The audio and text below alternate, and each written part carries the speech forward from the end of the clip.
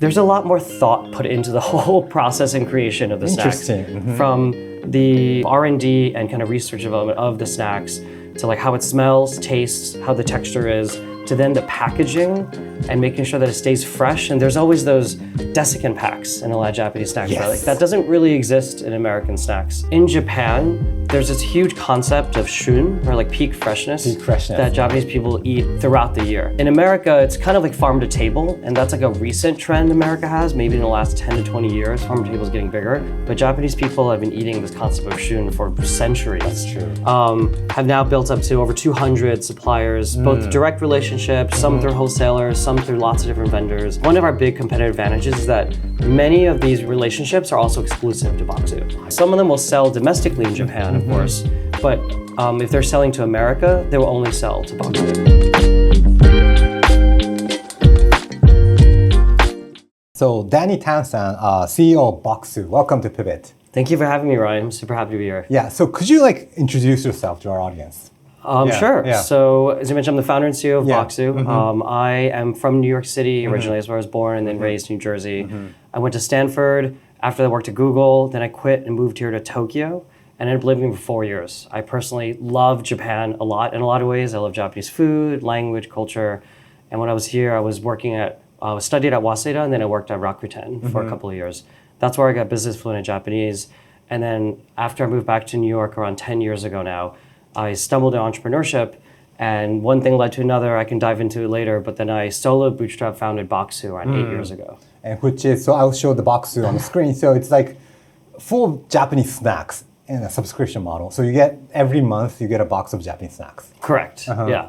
So the kind of idea that started from that was that when I lived here, every time I would go home, and I'm sure many people experience this, they always bring like suitcases full of snacks to like share or give or even buy for friends that ask for it. And I was doing this constantly. And then you go to like any of the train stations or airports, there's always a huge line at the duty-free shop to buy like snacks. And I was like, somebody should probably ship these things. And so when I started Bokksu around 8 years ago, there was already other kind of Japanese candy boxes in the market, Kit Kat and, but it's more like Kit Kat. You can buy it in the United States. Exactly. Yes, So we were the first and only at the time to do like authentic regional family business snacks. So that big emphasis is that we partner with these 1 to 200-year-old family businesses throughout Japan to like help source and sell and their generational snacks and their stories to customers around the world. So I know you get this question a lot, but what is your favorite Japanese snack, and how is it different from other snacks in the world or in the United States? Yeah, I mean, I have tasted thousands of snacks by now because I taste test everything before it kind of goes in the box. Oh, you literally taste everything? I literally taste everything, yeah. We have a whole process now for tasting. Well, back in the day when it was just me, I, of course, tasted everything. Now we have different teams taste, but I still final taste test. How much snacks do you eat every day? I mean, I try and do it in balance, but I do eat snacks pretty much multiple times a week and for work and everything, yeah. Okay. But favorite snacks, I really love some of the kind of modern Japanese takes on European snacks, like financier cakes, rusks, especially if they have like hojicha or some like special flavor, like it's so delicious. On the savory side, I really like Japanese potato chips. They're especially good with like beer or something like that. So my favorite brand is probably Koike. It's like the most delicious. Are they different from like American potato chips? Can you explain to the audience how is it different? Generally speaking, Japanese snacks are, and I think a lot of people would agree with me, they're just there's a lot more thought put into the whole process and creation of the snacks. From the kind of R&D and kind of research development of the snacks to like how it smells, tastes, how the texture is, to then the packaging and making sure that it stays fresh. And there's always those like desiccant packs in a lot of Japanese snacks. Right? Like that doesn't really exist in American snacks. We just add a lot of sugar to make it last longer. It's how Americans usually do it. But in Japan, there's like a more of an emphasis on like not as much added sugar, more kind of fresh ingredients, and then you just kind of make it last in the packaging with packaging technology. And also you make the packaging gorgeous too. How about the variety of flavors? Because you enter a convenience store, there's like hundreds of flavors of potato chips, and they change like every season. There's wasabi potato chips, kimchi potato chips, yakiniku potato chips, Korean barbecue potato chips. So that's the other big piece Yeah. is in addition to the snacks themselves, just in my opinion, being higher quality, better tasting, smelling better, is that there's a lot of fast cycles of product development in Japan. Like our makers, even if they're family businesses, from that to like large makers, they're releasing new products every season for like cherry blossom, for fall, for winter. It's always some type of limited product, right? Some type of gente shohin. And that makes it really fun too for Americans where in America we probably have like 2 flavors of Kit Kats and that's been the case for years. For decades. For yeah. decades, okay. And so I think in Japan there's over 300 flavors of Japanese Kit Kats. That's a huge difference. Why do you think there's a difference? What's the reason behind that difference? This is a hotly debated topic, at least in my space. I don't know if normal people debate these things, but in the food world, and I get in conversations with people about this a lot. My opinion is that in Japan, there's this huge concept of shun, or like peak freshness, that Japanese people eat throughout the year. Like sushi, we call shun. Right, yes. or like, in the fall, is it sanma, I think, the fish, or like, fish, some type of nuts or fruits. Or fruits, yes. Yeah, strawberry in the spring. And in America, it's kind of like farm to table, and that's like a recent trend America has, maybe in the last 10 to 20 years, farm to table is getting bigger. Yeah. But Japanese people have been eating this concept of shun for centuries. That's true. And like every season, the food changes out. And I think that's the case for the snacks as well, because it's always the seasonal like products that they put into it. Strawberry or cherry blossom in the spring. Why do Japanese, why do Japanese people respect shun even for potato chips? It's not fruit or fish or... Yeah, because I'm a Japanese, but I don't know why. Well, because you're already used to it when you just go out and eat normally, right? You're like, oh, this is the peak time to have kuri or chestnut. So let me have chestnut sweet snacks right now. You see it in the stores, you'll buy that. And plus the limited edition of it makes it kind of exciting and rare and then gives you that kind of urgency to buy this now. So it makes sense in a lot of ways. And it is very tough on businesses to constantly be releasing new products. But if everybody's doing it and you don't do it, then you fall behind. And so I think that's just become the standard in Japan. But such shun, people are, not in Japan, but in the United States are starting to love that shun. Yes. Yes. Yeah. They're starting to love it as well. Yeah. I mean, I think people realize that like, if you eat strawberries all year round, there's kind of like a cost to that, right? It has to be, like it has to come from somewhere. Yes. It's not in America and it's not gonna taste great all year round. You have to have it certain times. And like the more you can kind of either source or enjoy some of that in peak freshness, the better it'll taste. Yeah. And you mentioned Finanche is your favorite?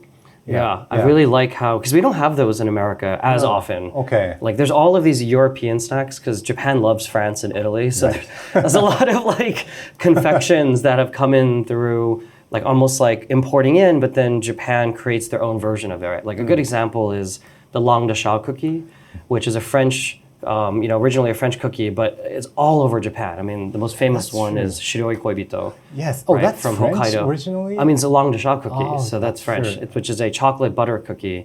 But Japan has now added all sorts of interesting twists to it. One of my favorite in our box that everybody gets when you first subscribe, it's a like a 20th century pear langue de chao cookie from Tottori Prefecture. And it's so good. It's like got like basically an Asian Japanese pear flavor in it, and it's so good. How about traditional Japanese snacks? I really like a lot of the wagashi that exists. A lot of it is hard to ship. Daifuku? I love daifuku. Okay. Is it possible to export daifuku? Like there's some shelf-stable versions of daifuku. Okay. It being called daifuku is a little, what do you mean? Kind of stretching the definition a little bit in my opinion, but it can exist where you just have some mochi with some type of filling. So then that would be daifuku mochi, but like a fresh daifuku that has like real fruit in it.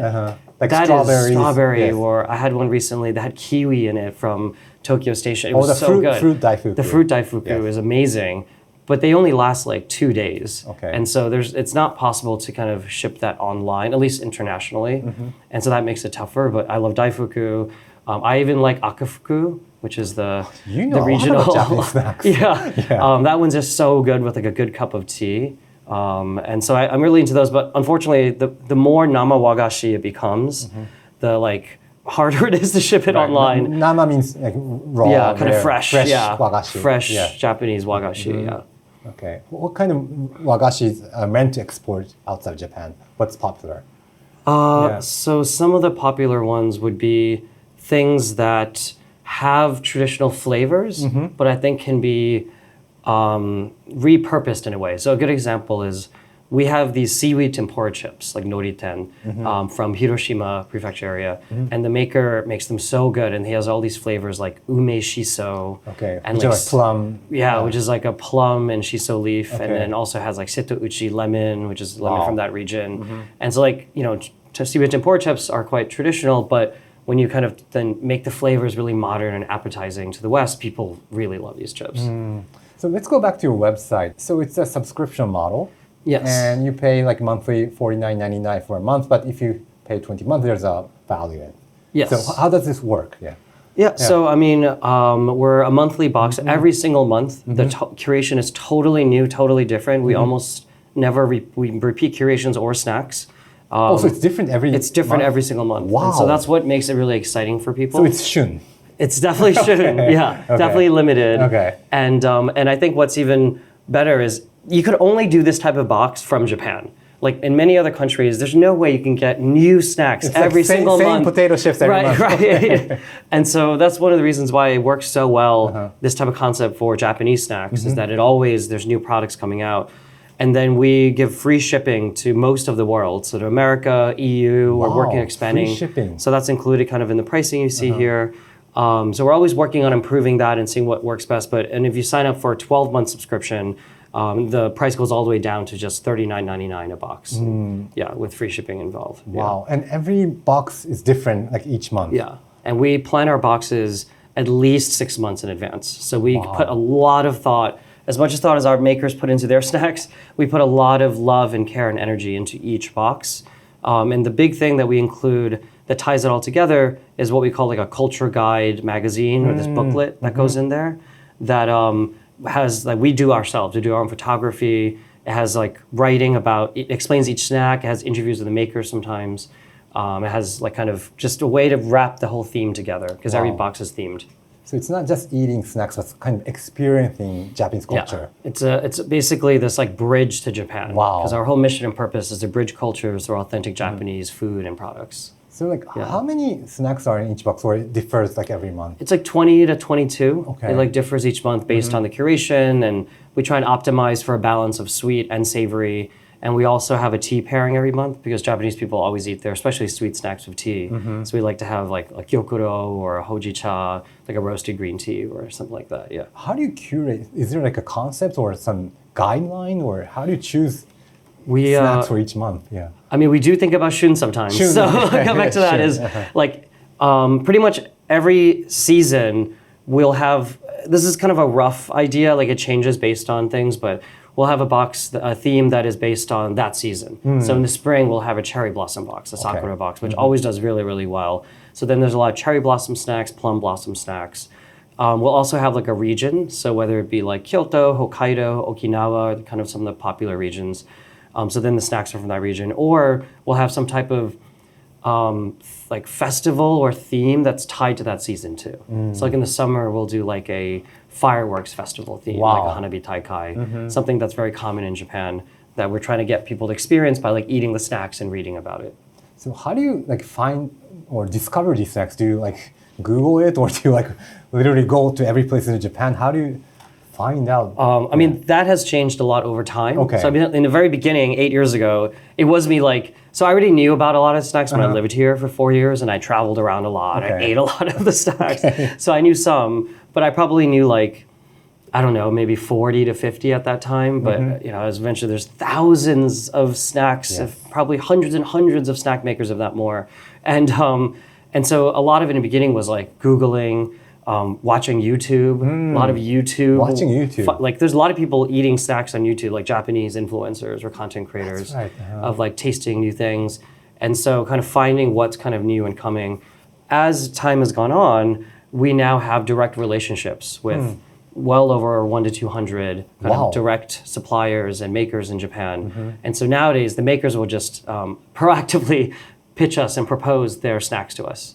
And so that makes it a lot easier now. But also we do go to like trade shows in Japan, Wow, like Tenjikai and stuff. So we've been to a few, and like Foodax or some big ones where we meet makers and see what the trends are. So a lot of these snack makers are like small and medium-sized businesses, so and very like family-owned businesses. So I read on the interview that when you started your company, it was very difficult even getting access to these companies. What was your story? How did you start to build your relationship with those companies? In the very beginning, I had zero relationship with these companies. And in fact, the first couple of boxes I created, which were kind of like a beta box, kind of just like a test for me to prototype and see if this is a real business. They were all snacks I bought retail from like the department store, from like the Isetan or Takashima Depachika. Oh, so you literally went to a store. Literally went to a store and filled it in the box. And filled it in my suitcase. And I brought it back to New York. And then that was just for the test. Obviously, that is not a sustainable supply chain path. But for me to see if these are products, this is a concept that Americans would want. And so that's how it first got started. But then from the beginning, I would contact dozens and dozens of makers that I knew or found online and like use their like kind of inquiry form on their website, where if they had an email, and of course would email in perfect Japanese and make sure that they felt kind of, safe in working with me and with Bokksu. But even then, like, I would say probably 95% of the makers at that time either didn't respond or just said no, because they didn't know who this random company in America was. And we only had an American entity at that time. We didn't have our Japanese company yet. So Bokksu started in 2016 in America, but in Japan we started in 2018. So we have Bokksu Kabushiki Kaisha as well here. And that starting from when you have these deeper relationships and you have this trust built, then that works out. Yeah, but early on, it was little by little building that trust. So one maker would say yes, and then we would have to pay in advance every time, make sure that, and over a couple years, they felt safe to then work with us in a normal situation. Very Japanese. So 5% only responded. How did you, build their trust? What did you do? Well, I mean, early on, it was a combination of building that trust by paying on time, paying early, but also our order volume kept growing too. And so when they saw that like the order volume would grow, they were like, oh, this business is kind of going somewhere. They're not just ordering one case, they're ordering now 10 cases, 20 cases. And that then allowed them to get more excited about the partnership. And then makers, a lot of them will talk to each other as well. So a lot of them started introducing other makers to me. Danny's a nice guy, so you should have And then eventually, a couple of years into the business, when I started having more business trips to Japan, when I was really small and bootstrap, I couldn't afford to have a business trip here. I would come on a business trip and meet the makers. Some of these makers I never met in person. I only emailed or phone called. But then I finally got to meet them in person and go out drinking and Nijikai, Sanjikai, as you do in Japan. Go out drinking. Explain Nijikai. You have your dinner, which is the normal thing, and then Nijikai is like the second kind of hangout, second drinking event after that. And then there's a third one, the Sanjikai. So the more, and I, for good or for bad, I can drink quite a lot. So I've been trained over my years. So what's Nijikai, the second one that's more important in Japan? Yeah. Usually after dinner, then you go out to some bar somewhere or something. And one of my favorites was I was in Kyoto with one of our candy makers. They're called Daimonji Ame Honpo. And they've been making this hard candy, this traditional hard candy for very traditional, 100 years. Right. And they're one of my favorite kind of vendors we work with, really delicious flavors. But they took me out to dinner, and then they took me out to Nijikai, this really nice bar that was like run by these awesome Japanese women. And it was like really beautiful with really good cocktails, and we'd like talk there more. And it was just like a really nice feeling to be in this setting that I normally would never be in if it wasn't for my business. And that's how you build trust. And that's how you build trust. And they felt like, and I would, of course, would be speaking in Japanese with all of them. Are these like traditional makers interested in expanding overseas? Because I've kind of interviewed those makers, and they're interested in keeping the business. They're not planning to like grow or scale, but keeping a sustainable business is more important for their business. Yes. So how do you convince them that expanding their market is an important thing, so they should try that? Yeah, you're absolutely right. Yeah. And for our makers too, a lot of them have the same thing. What's more important to them is to be able to have their business be around for another 100 years. That's right, yeah. The sustainability of it is more important than overextending and potentially imploding the whole business. And maybe they will not be sure that Bokksu will be around for the next 100 years. They will be not sure. Yeah. And so a lot of times how it works is that we have to make things as kind of, I don't know, low risk is the right word, or like as normal as possible for them. Normal as possible. So when they work with Bokksu, they work with our Bokksu Kabushiki Gaisha, our entity in Japan. And so when they transact with us, they transact in yen. And we're just buying inventory from them essentially. Got it. And so they're not like, there's no risk on their side I see. because they're getting paid by us. Right. And they've been getting paid by us for years. They're not having to take a risk of setting up this website or shipping internationally. True. We handle all of those things. I see. And so then that really makes them feel safe to be able to work It's like with selling to Bokksu. like a regular customer. Right. Okay. It'd be like Okay. them selling to a retailer in Retailer, Japan. yeah. Right. Which we are set up as. And so then we buy from them and then we ship it overseas. So you have partnership with all around Japan right now. All around Yeah. Japan, from Hokkaido to Kyushu to Okinawa.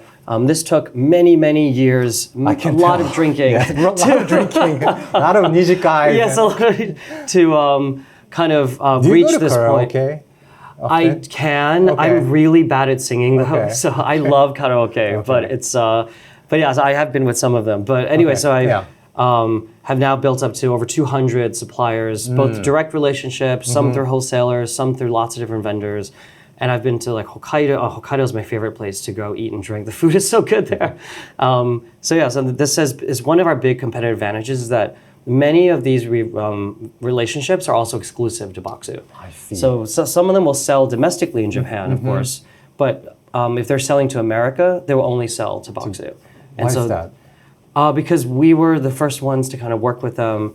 We've built now it's some of these 6-7 year old relationships, and they feel like it's been a really fruitful growth together. Wow. And for them, a lot of them aren't even necessarily looking to like grow like crazy overseas. This is kind of like, some of them were almost doing me a favor early on, but then I returned that favor to them during COVID. A lot of our makers had a hard time during COVID because like a lot of their business is from like domestic tourism, and Japanese people were not traveling during that time. That's true. And so then we actually helped support a lot of them during that time because our business grew a lot during COVID. I think you touched upon like the important part of Japanese business. It's not just about scaling or growing. It's about like relationships. Yeah. Yeah. Do you agree? Yeah. Absolutely. Yeah. Like it's very different from Western business that Right, way. And that like, yes, of course, like numbers matter, but more important to them is like, do they trust the CEO? Do they feel like it's a good relationship? Has that relationship been going on for years?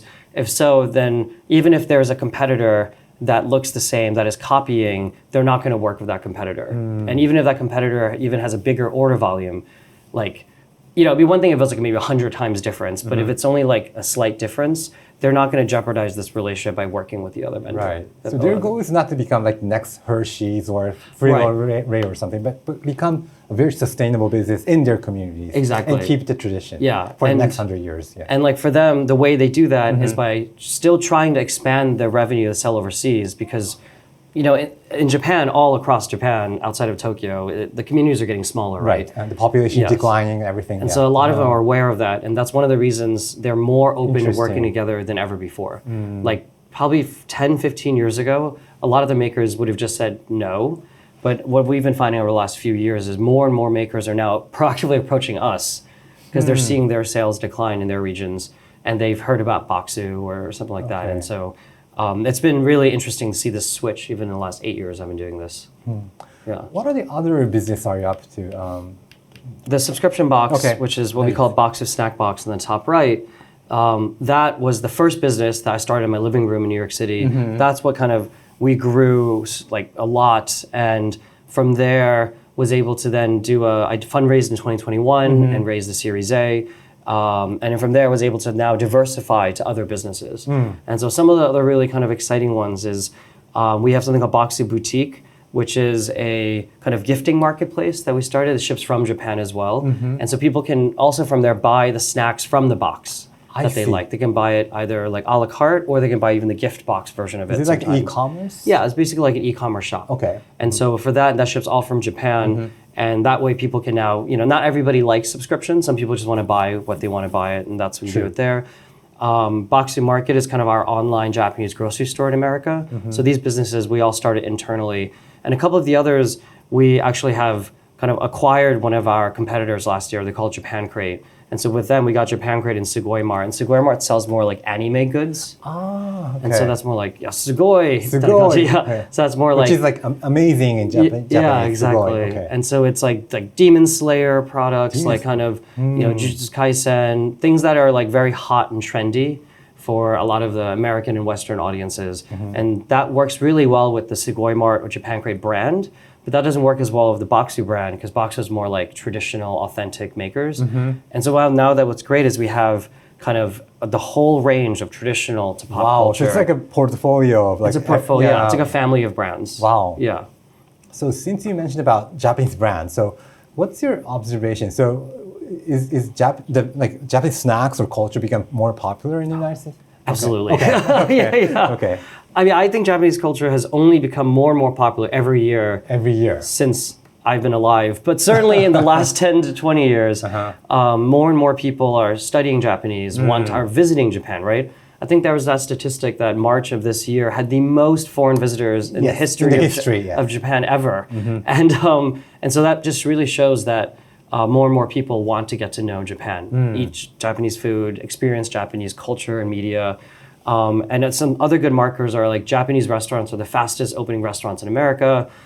Japanese media, a good like Shogun, which is the show that was Disney on Plus, Disney Plus here or Hulu or FX in America, was so highly critiqued and raved, and everybody loved it in America. Oh, was it? But that show was almost all in Japanese with English subtitles. With subtitles, yeah. And like 10 years ago, Americans hated watching subtitle shows. I thought that Americans hate subtitles. But now they're more used to it, and they love the sound of Japanese. Sound of Japanese. Yeah, we actually ended up doing a partnership with the Shogun show that came out a couple of months ago, which is really awesome. Wow. Shogun used our box and wrapped it around to announce the season all throughout America. In the movie? Or they did it in Nobu Hotels. Oh, Nobu Hotel. Okay. So it was like a really fun collaboration. Wow. That was really nice. Wow. Yeah. Okay. Great show. I love that show. Yeah, I love that show too. Yeah. But yeah, so that show doing so well, now all the studios in America are going to start investing into Japan-themed prestige TV, which is going to drive more interest in Japan. I didn't know that. Yeah, we should pivot to outside Japan. Oh, for sure. Everybody loves Japan outside of Japan. Why is that?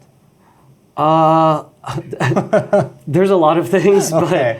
but I think one of the big reasons is Japan's one of the few countries in the world, especially Asian countries, that has this unbroken history where Japan was never really colonized. True. And Japan themselves became a superpower. And so then that allowed hundreds of years of culture and history to pass down. Right? Like the fact that our makers, some of them are 200 years old. Wow. America's barely 300 years old, right? And then there are some Japanese makers that are older than America, like Toraya, Toraya, for example, the Yokan company, the Japanese red bean. Yes. That's crazy that this family business is older than the United States of America, and that's something that is very special for Japan. Like America doesn't have that. Most companies are like a few years old. Like 20 years old is considered an old company in America nowadays, and so that type of history, it creates a very special culture that I think a lot of people love experiencing, whether it be traveling here or eating the food that's people have been making the sushi the same way for like 50 years, like the Jiro Dreams of Sushi thing. Yeah. That's a concept that doesn't exist and is very attractive because there's a lot of story and rich history there. True. But why is it now? Because Japan's been around for hundreds of years, but why is Japan suddenly being discovered at this moment? Well, I think Bokksu had something to do with it. Bokksu, okay. Because of you, okay. That's the reason. Yeah, just because of Bokksu. There's a lot of factors I think have come into it. Besides e-commerce making it easier for people to access international foods, like Netflix and other kind of foreign, like kind of Hollywood-ish movie or show producers are now collabing in Japan a lot more. Right? Back in the Japanese media was just like dramas made for the domestic market, which is not really palatable to Western markets for a lot of reasons. But now that there's a lot more kind of like Netflix produced or even Apple TV, there's a lot of these shows that are showing Japanese culture. Social media had a big thing to do with it too. More and more people are traveling Japan and then they show content from Japan. YouTube, all of these things are like just making it easier to access Japanese everything more than before, and people are just loving it. Interesting. I think people just had less exposure. I see. So having that said, do you want to expand your business? Let's say you have like a box of Japanese sake, or do you plan to expand, or you want to stick to snacks? Snacks was kind of the first beginning, and in fact, I'd always planned to expand beyond snacks because, and that's why I named the company Bokksu, which just means box in Japanese, because then I'm not tied to any specific product. Like if the company was called, like Japanese candy subscription box, right? Then that would be very specific as to what it is. But so idea is that it's like a literal and metaphorical box that can help bridge and be shipped to people. And so it's one of the reasons we now are started selling anime goods. And we've now expanded into retail. And so we, up until now, have been shipping everything direct to consumer online, but we now also are importing products ourselves, wholesaling it to retailers throughout America to keep bridging cultures, but now in a mass retail way. And through there, we don't just sell snacks, we sell beverages as well, like soda or different things like Japanese soda. Japanese soda are amazing. As well as like a lot of our retailers want stuffed animals, like and like kind of Japanese stationery. There's a lot of things that they want that they can't source, and we're now helping be that import distributor for a lot of our retailers too.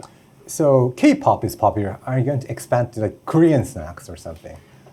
Definitely in the pipeline. Right now, our focus is on Japan, but we are seeing there's a lot of demand for also Korean and Taiwanese and just Pan-Asian snack products in general. And so we are kind of working on that, but for now we're sticking with Japan. I see, because I love Korean snacks. I love Taiwanese snacks. They're also different and very diverse. So I think it's maybe Asian thing to have this kind of diversity. Do you believe that, or it's special in Japan, or? Japan takes it to a whole nother level, but all throughout Asia, I see. There's definitely a lot of love of snacks. I mean, China has so many different snacks. China's a huge country too, so each region has its own specialty. But I think China has not, unfortunately, done as good of a job of CPGing it, like put it into a consumer packaged good form, and then retailing it to America. Plus, America has some prejudices about Chinese-made food especially products. right now. Especially with the tension. But America and Japan have very good relations, right? In fact, the relations are probably better than it's ever been. And I think that really makes Americans want to visit more, and or the West in general want to visit that country, eat the food. So there's like a positive image of Japan in general in the mind. I see. Because of like the Shogun movies and snacks and everything. It's all generally a very positive image where people feel like Japanese food can be trusted, high quality, it tastes good. Like our relations are close between the countries, so it's safe to visit. This is a country worth supporting. All of those things. So it does get a little geopolitical at times, but for the most part, it's positive. Why don't you name your company Bokksu, which is Bokksu? It's the Japanese pronunciation of box. Why did you name that? So it's to really shows our logo is actually the Japanese kanji for hako, but then the English name is Bokksu. And the kind of idea to have those two pieces of the logo is that Bokksu is like a modern interpretation of traditional Japan. So like, not everything we sell is traditional. There are sometimes we have makers that are only 10 years old, but it's doing amazing modern financier cake snacks and things. And so I wanted to really show the whole breadth and depth of Japanese food culture, and to show that like Japan's not just traditional things. Some of the modern stuff is really great too. And that by calling it Bokksu, it also shows how much we care about the box. Like the physical box itself, to the unboxing experience, to like what you get in it, all of that is to like delight and make the customers super happy. I'm just curious, how many times a year do you come to Japan? Nowadays, I come to Japan like 5 times a year. 5 times. And you every other month, pretty much. And you visit like snack makers and convenience stores. So what's your prediction of Japanese snacks? Will it continue to evolve? I think Japanese snacks are constantly evolving. Every time I just go to a food expo or something like that, I see there's new, and they're trying to figure out what the new evolution is. Some of them are trying to copy American food evolution, like creating plant-based things. Gluten-free things. Gluten-free, all of that. I don't know if that would do so well in the Japanese market. It's like a very different concept than America, but what I am seeing is like, maybe they're making it in a way that's still tasty and for the West, right? So there's like different ways you can create snacks. Is it for export or is it for domestic? And what are the products that will do well? And that for us, that's really important because our whole purpose and goal is to always be selling bridge products, we kind of call it, products that can bridge to the customer, to a Western audience, either whether we do that online or in retail stores. And it's kind of different, the products we curate for those. I love the phrase bridge product. So a lot of our viewers are interested in expanding the beer business outside Japan. So what kind of Japanese snacks do well in the United States? One that definitely does not do well is red bean. Unfortunately, I like red bean. Yeah, I like grew up red eating bean, it yes. as well. But we've tried to sell red bean so many times to Americans, and just every time they're so confused why this bean is sweet, why it's so mushy, and it's like it doesn't work. But the snacks, I get that because I grew up in New Mexico, so beans are supposed to be hot. Yes, and savory. Savory and salty. Salty and spicy. Yes. But sweet, so. Yeah, and so that does not do well. But the things that do are almost like, as long as it has, there's many different levels of what we call them culturally curious customers, culturally curious like people, that they're looking to just start to like taste like Pocky. Like Pocky is like the first level. Yeah. And then you can get deeper and deeper into authentic snacks. And for a lot of them, if it's some type of form they're familiar with, whether it be potato chips or cakes or cookies, and then you have a Japanese flavor on it, like matcha, yuzu, hojicha, then it's a lot easier for them to understand. I see. But if you get really far into like monaka, which is like a thin wafer with red bean inside, the whole thing is confusing for Westerners, and then they don't like it as much. But little by little, more and more people are starting to learn that, and our whole goal is to move people up this educational ladder too, sort of. So they will eat red beans in the future. One day in the future. Starting from Pocky, they will go to the red bean level. Yes. Okay. What are the demographics of your customers? What age group? For us, it kind of depends on our brand a little bit, but for the most part, like when it's the Bokksu brands, like Bokksu Snack Box, the main hero product, it's generally Caucasian women between 25 and 44 is our main target audience. So it's like foodies, I would call them, or travelers, or people that love to share food with other people as well. For our more anime gaming brands like Japan Creative Sugoi Mart, that's more male heavy, maybe like 60-40 male, a little bit younger, that are more into like modern pop culture of Japan. And then they're more into like kind of anime character IP products. That's more of a collectible vibe. I see. Yeah. Okay, Danny, we need to wrap up. Any final comments, some topics we haven't discussed, or anything you want to add? Yeah.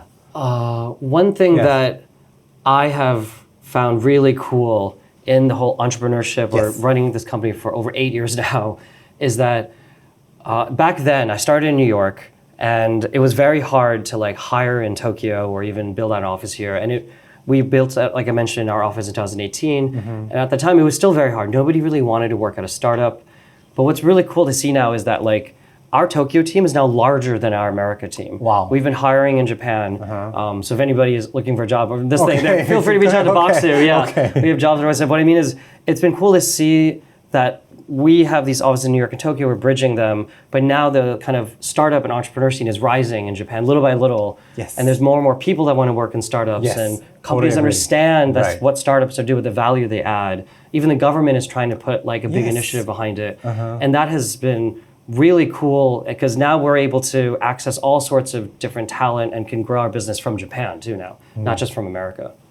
And that's been really fun. Okay. Thank you, Danny-san. Thanks for joining our show. Thank you for having me, Ryan.